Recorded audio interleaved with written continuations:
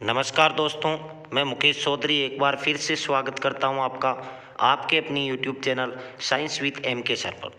तो दोस्तों, last class में हमने जीव विज्ञान से संबंधित महत्वपूर्ण प्रश्नों का पार्ट 5 देखा था, जिसमें हमने कंकाल तंत्र से संबंधित महत्वपूर्ण प्रश्नों पर चर्चा करी थी।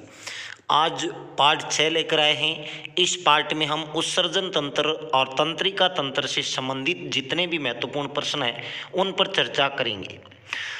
तो वीडियो अच्छा लगे तो आप लाइक और शेयर करें दोस्तों, और जो भी इस चैनल पर नए हैं वो चैनल को सब्सक्राइब करके बेल आइकन को ज़रूर दबा लें, ताकि अगले वीडियो का नोटिफिकेशन आप तक सबसे पहले पहुंच जाए।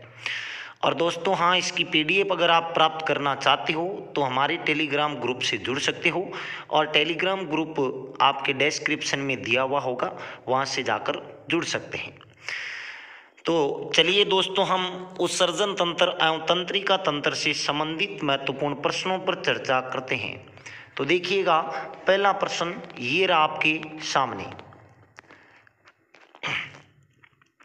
गुर्दे मतलब जिसको वृक्क या किडनी कहते हैं कि निस्यंदन इकाई कौन सी होती है? पहला ऑप्शन आपका एक्सोन, दूसरा नेफ्रॉन, तीसरा न्यूरॉन और चौथा पित्त फाइबर। तो गुर्दे की जो निस्यंदन की इकाई होती है वो क्या होती है? आंसर दीजिएगा जल्दी से दोस्तों। इसका सही जवाब होगा आपका नेफ्रॉन। क्या होगा? नेफ्रॉन। गुर्दे की क्रियात्मक इकाई कह दो, संरचनात्मक इकाई कह दो या निस्यंदन इकाई कह दो, वो होती है आपकी नेफ्रॉन। चलिए अगला प्रश्न देखिएगा दोस्तों। मानव शरीर के किन कोशिकाओं में सबसे कम पुनर्योजन शक्ति होती है? तो पहला ऑप्शन आपका मस्तिष्क कोशिकाएं, दूसरा पेशी कोशिकाएं, तीसरा अस्थि कोशिकाएं और चौथा यकृत कोशिकाएं। दोस्तों एक बात बता दें, पुनर्योजन शक्ति जिसको अपन पुनरुद्ध भवन की क्षमता कहते हैं, पुनरुद्ध भवन की क्षमता। पुनरुद्ध भवन क्या होता है? कोशिकाओं का दोबारा से प्रतिस्थापन होना या दोबारा नई कोशिकाओं का बनना। तो सबसे कम शक्ति किस में पाई जाती है? आंसर दीजिएगा जल्दी से। इसका सही जवाब होगा आपका मस्तिष्क की कोशिकाएं। मस्तिष्क की कोशिकाओं में पुनर्योजन या पुनरुद्ध भवन की क्षमता सबसे कम होती है, और सबसे ज़्यादा की बात करें तो सबसे ज़्यादा पाई जाती है यकृत की कोशिकाओं में। ये ध्यान रखिएगा, बहुत बार पूछा जाता है। चलिए अगला प्रश्न देखिएगा। निम्न में से मानव शरीर का वह कौन सा अंग है जो उसमें जल के संतुलन के लिए उत्तरदायी है? पहला ऑप्शन आपका हृदय, दूसरा यकृत, तीसरा गुर्दे और चौथा फेफड़े। ऐसा कौन सा अंग है जो जल के संतुलन के लिए उत्तरदायी होता है? आंसर दीजिएगा दोस्तों जल्दी से। इसका सही जवाब होगा आपका गुर्दे। वृक्क या किडनी जो होते हैं ये जल के संतुलन के लिए उत्तरदायी होते हैं। चलिए अगला प्रश्न देखिएगा, बहुत अच्छा प्रश्न है, बहुत बार पूछा भी जाता है। मानव में गुर्दे का रोग किसके प्रदूषण से होता है? मानव में जो गुर्दे का रोग होता है वो किसके प्रदूषण से होता है? पहला ऑप्शन आपका कैडमियम, दूसरा लोहा, तीसरा कोबाल्ट और चौथा कार्बन। तो दोस्तों आंसर दीजिएगा जल्दी से इसका। इसका सही जवाब होगा दोस्तों आपका कैडमियम। मानव के गुर्दे में कैडमियम के कारण का जो प्रदूषण का रोग होता है वो होता है। चलिए अगला प्रश्न देखिएगा। अपोहन का प्रयोग किस क्रिया को करने के लिए किया जाता है? तो बहुत अच्छा प्रश्न, बहुत बार पूछा जाता है। पहला ऑप्शन फेफड़े, दूसरा हृदय, तीसरा यकृत और चौथा गुर्दे। अपोहन जिसको अपन डायलिसिस कहते हैं, डायलिसिस का मतलब क्या होता है? अपने वृक्क या गुर्दे सही तरीके से अगर काम नहीं करते तो उनमें से नाइट्रोजनी अपशिष्ट पदार्थों को शरीर से बाहर निकालने की प्रक्रिया अपोहन या डायलिसिस कहलाती है। तो ये किसकी क्रिया को पूरा करने के लिए होता है? तो आपका सही जवाब होगा यहाँ पर गुर्दे। क्या होगा? गुर्दे की क्रिया को पूरा करने के लिए होता है। चलिए अगला प्रश्न देखिएगा। निम्न में से कौन सा काम गुर्दा नहीं करता है? पहला ऑप्शन रक्त पीएच का नियमन, दूसरा शरीर से उपापचयी अपशिष्ट का निष्कासन, तीसरा प्रतिरक्षी तत्वों का उत्पादन और चौथा रक्त में प्रासरणी दाब का नियमन। तो दोस्तों जवाब दीजिएगा, गुर्दा कौन सा काम इनमें से नहीं करता है? तो इसका सही जवाब होगा दोस्तों आपका प्रतिरक्षी तत्वों का उत्पादन। इन तत्वों का प्रतिरक्षी तत्व मतलब जो हमारे शरीर में रोगों से रक्षा करने वाले तत्व हैं, इनका उत्पादन गुर्दा नहीं करता है, बाकी सभी काम गुर्दे के होते हैं। चलिए अगला प्रश्न देखिएगा, स्तनधारियों में उत्सर्जन का एक महत्वपूर्ण कार्य निम्नलिखित में से कौन सा अवयव करता है? पहला ऑप्शन आपका बड़ी आंत, दूसरे गुर्दे मतलब वृक्क, तीसरे फेफड़े और चौथा जिगर मतलब यकृत। तो स्तनधारियों में उत्सर्जन का एक महत्वपूर्ण कार्य निम्नलिखित में से कौन सा भाग करता है उत्सर्जन का काम? आंसर दीजिएगा दोस्तों जल्दी से। इसका सही जवाब होगा दोस्तों आपका गुर्दे या वृक्क, ये उत्सर्जन का काम करते हैं, तो ध्यान रखिएगा, पूछा जाता है। चलिए अगला प्रश्न लिखिएगा, मानव शरीर के गुर्दे इनमें से कौन सा कार्य करते हैं? तो पहला ऑप्शन आपका उत्सर्जन, दूसरा श्वसन, तीसरा पाचन और चौथा परिवहन। तो दोस्तों गुर्दे का क्या काम होता है इनमें से? जवाब दीजिएगा जल्दी से। इसका सही जवाब होगा आपका उत्सर्जन। क्या होगा?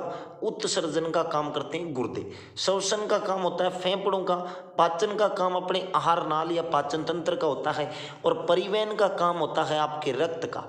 रक्त हमारे शरीर में पोषक पदार्थों को लाने ले जाने का काम O2 CO2 का परिवहन करता है रक्त। तो चलिए अगला प्रश्न देखिएगा, निम्नलिखित में से मानव शरीर की किस प्रणाली से नेफ्रॉन संबंधित है? तो नेफ्रॉन का संबंध किस प्रणाली से है? पहला परिसंचरण प्रणाली, दूसरा उत्सर्जन प्रणाली, तीसरा जनन प्रणाली और चौथा श्वसन प्रणाली। तो दोस्तों जवाब दीजिएगा, बहुत अच्छा प्रश्न है। इसका सही जवाब होगा दोस्तों आपका उत्सर्जन प्रणाली। जो नेफ्रॉन है ये वृक्क की संरचनात्मक और क्रियात्मक इकाई होती है, इसको अपन वृक्काणु भी कहते हैं। क्या कहते हैं? वृक्काणु। तो इसका संबंध है आपका उत्सर्जन तंत्र या उत्सर्जन प्रणाली से। चलिए अगला प्रश्न देखिएगा दोस्तों, रक्त में नाइट्रोजनी अपशिष्ट जमा होता है तब निम्नलिखित में से कौन सा अंग काम नहीं कर रहा होता है? तो पहला ऑप्शन आपका यकृत, दूसरा फेफड़ा, तीसरा वृक्क और चौथा हृदय। तो दोस्तों जवाब देने की कोशिश करिएगा, नाइट्रोजन अपशिष्ट पदार्थ जमा होने पर कौन सा अंग काम नहीं करता अपना? तो इसका सही जवाब होगा आपका वृक्क। क्या होगा दोस्तों? वृक्क या किडनी जो होती है ये हमारे सही तरीके से काम नहीं करता जब नाइट्रोजन अपशिष्ट जमा हो जाते हैं। चलिए अगला प्रश्न बहुत अच्छा प्रश्न है, मानव वृक्क अश्मीरी में पाया जाने वाला प्रमुख रासायनिक यौगिक है। मानव वृक्क अश्मीरी का मतलब होता है मानव की जो वृक्क की पत्री होती है, अश्मीरी को हिंदी में कहते हैं पत्री। ये पत्री किस इसमें पाए जाने वाले प्रमुख रासायनिक यौगिक का क्या नाम है? तो पहला ऑप्शन आपका यूरिक अम्ल, दूसरा कैल्शियम कार्बोनेट, तीसरा कैल्शियम ऑक्सीलेट और चौथा कैल्शियम सल्फेट। तो दोस्तों जवाब दीजिएगा, इसका सही जवाब होगा आपका कैल्शियम ऑक्सीलेट। ये बहुत बार पूछा जाता है मानव वृक्क पत्री किसकी बनी होती है? तो कैल्शियम ऑक्सीलेट की बनी होती है। चलिए अगला प्रश्न देखिएगा, निम्न में से वह अंग कौन सा है जिसे पानी, वसा तथा विभिन्न अपचय कैटाबोलिक अपशिष्ट उत्सर्जित होते रहते हैं? तो पहला ऑप्शन आपका वृक्क, दूसरा त्वचा, तीसरा प्लीहा और चौथा लार ग्रंथि। तो दोस्तों जवाब दीजिएगा, इसका सही जवाब होगा आपका वृक्क। क्या होगा? वृक्क।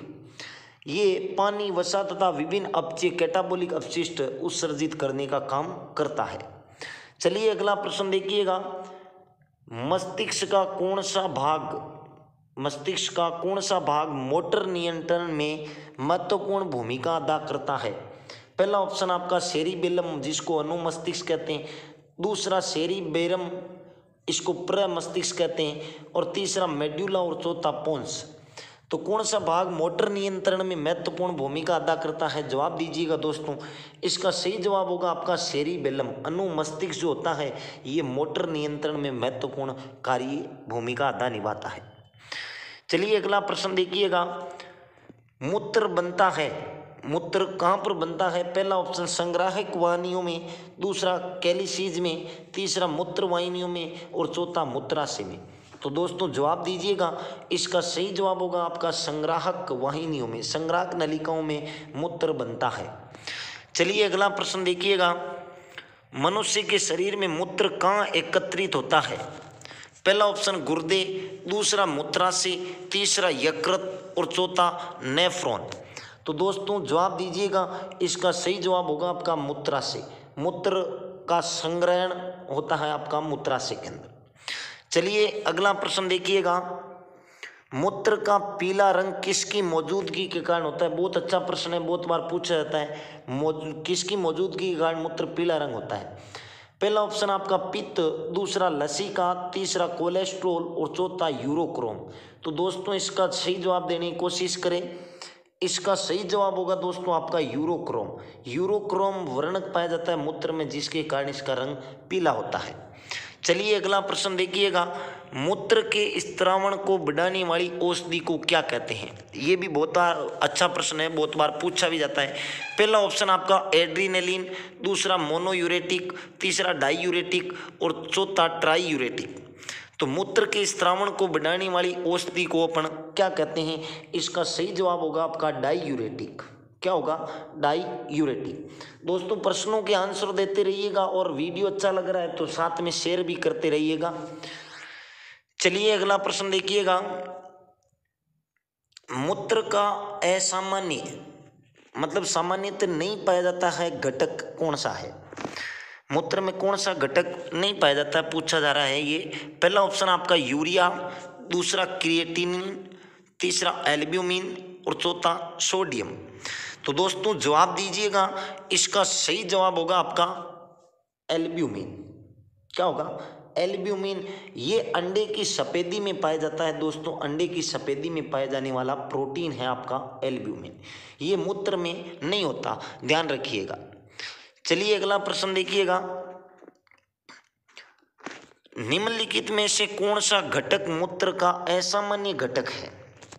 असामान्य घटक कौन सा है? पहला ऑप्शन आपका क्रिएटिनिन, दूसरा यूरिया, तीसरा यूरिक अम्ल और चौथा कीटोन निकाय। तो दोस्तों जवाब दीजिएगा, इसका सही जवाब होगा आपका कीटोन निकाय।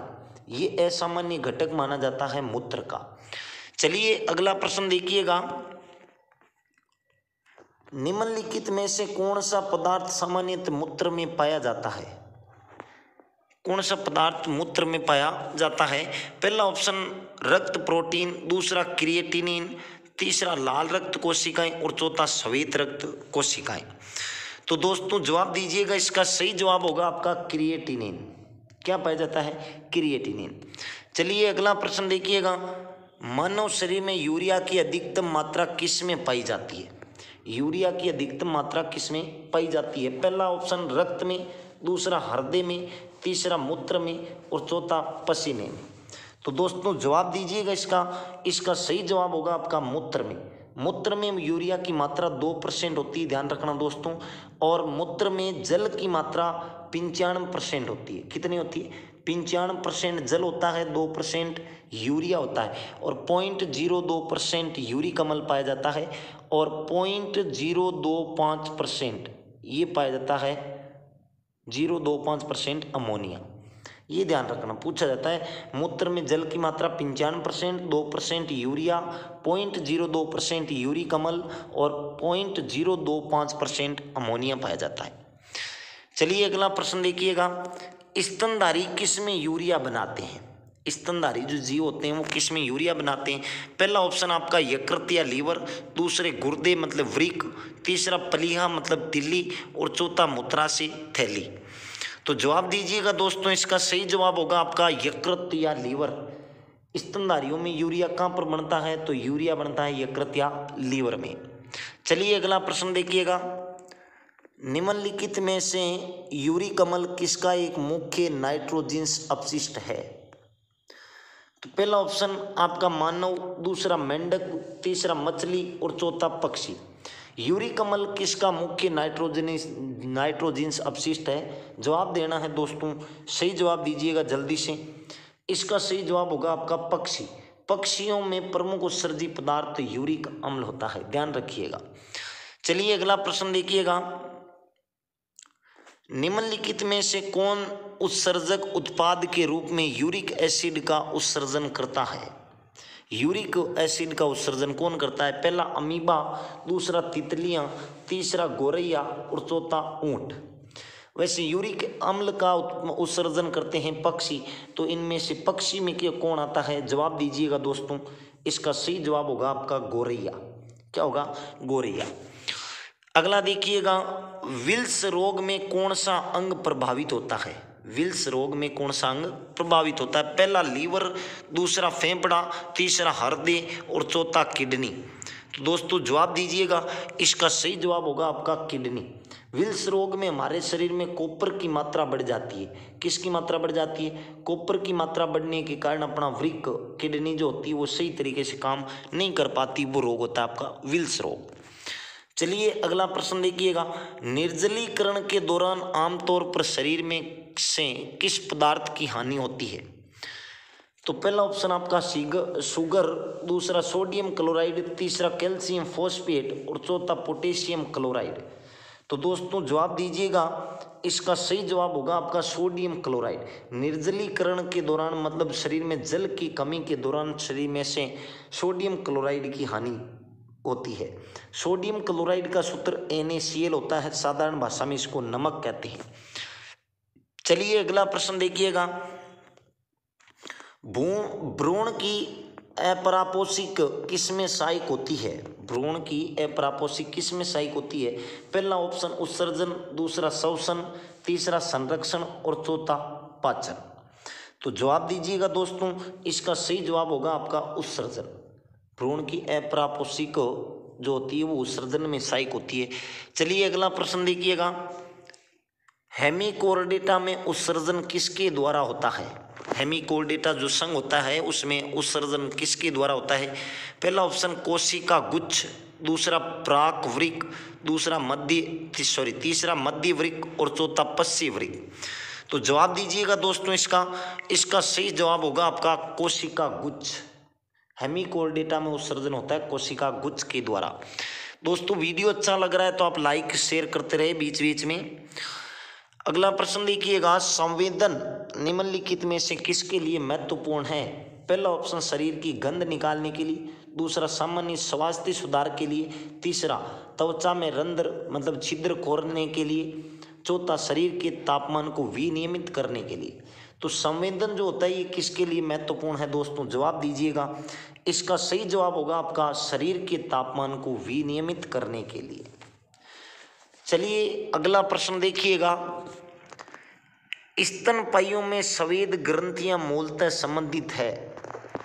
पहला ऑप्शन अतिरिक्त लवणों को निकालने में, दूसरा नाइट्रोजनी अपशिष्टों के उत्सर्जन में, तीसरा ताप नियमन से और चौथा यौन आकर्षण से। स्वेद ग्रंथियां किससे संबंधित है, तो इसका जवाब दीजिए दोस्तों जल्दी से। इसका सही जवाब होगा आपका ताप नियमन से। स्वेद ग्रंथियां पसीने की ग्रंथियों को कहा जाता है और पसीने का स्राव करने वाली ग्रंथियों को कहते हैं एक्राइन ग्रंथियां। क्या नाम है इनका, एक्राइन ग्रंथियां। ये पसीने का स्राव करती है और जब हमारे शरीर में से पसीना बाहर निकलता है तो हमारे शरीर का तापमान कंट्रोल होता है। चलिए अगला प्रश्न देखिएगा, हेनले के लूप का कार्य संबंधित है। हेनले का लूप जो होता है इसका कार्य किससे संबंधित है। पहला ऑप्शन उत्सर्जन तंत्र से, दूसरा प्रजनन तंत्र से, तीसरा मूत्र जनन तंत्र से, चौथा तंत्रिका तंत्र से।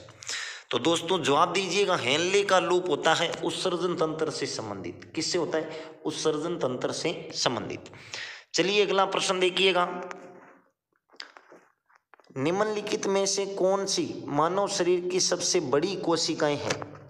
पहला अग्नाशय कोशिकाएं, दूसरा उपकला कोशिकाएं, तीसरा तंत्रिका कोशिकाएं और चौथा अधिचर्मिक कोशिकाएं। तो मानव शरीर की सबसे बड़ी कोशिकाएं कौन सी होती है, जवाब दीजिएगा। इसका सही जवाब होगा आपका तंत्रिका कोशिकाएं। क्या होती है, तंत्रिका कोशिकाएं।